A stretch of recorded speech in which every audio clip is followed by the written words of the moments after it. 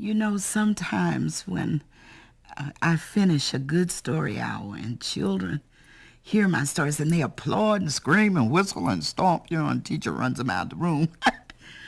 But I say, when they've all quietened down, if you liked what you heard, I want you to turn around and thank your teacher.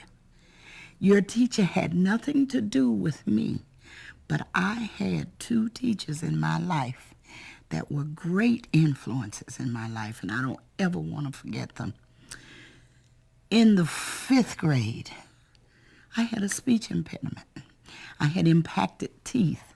So there was so much room there for the tongue, and it did not express what I wanted to say very good. So when I opened my mouth in class to speak, everybody laughed. And as I approached the 5th grade, Mrs.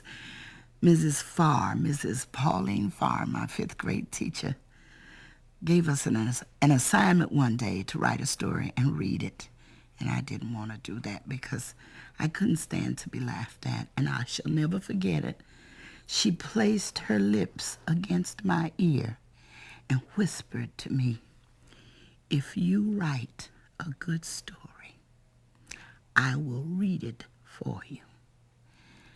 She said, "Dot all the I's, cross all the T's, put the periods and the commas where they're supposed to be, spell the words right, and I promise you, you won't have to read the story."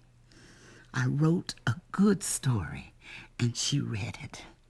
And that started my career in writing and thinking, and creative thinking at that. And she continued to say, "This is good. This is wonderful." I know, a 5th grader couldn't have written such a good story. But the stories were wonderful. I still remember some of them. And the more I wrote, the more she patted me on the back and said, "This is wonderful." So now when I sit down to write a story, I think about how she sparked that little bit of creativity. Now, from the 5th grade, things didn't change too much with the speech impediment. I was just slick enough or trickster enough to let the teachers read my work. I didn't have to read it to be laughed at. But in the 9th grade, I couldn't do that anymore. I was facing a woman named Abner Lancaster, who was a perfectionist, a very good English teacher. But that's the summer just before entering the 9th grade that my little brother hit me in the mouth with a Coca-Cola bottle. He was a baby, and I gave him the bottle, and he mistakenly hit me with it. And those teeth had to be removed. And that changed my expression as I spoke and tried to speak. And Mrs. Lancaster said, "Oh, my dear, there is something changed." But we were poor children. We didn't have speech therapists. So I had to stay with her every afternoon in her classroom and say long speeches, long, difficult speeches.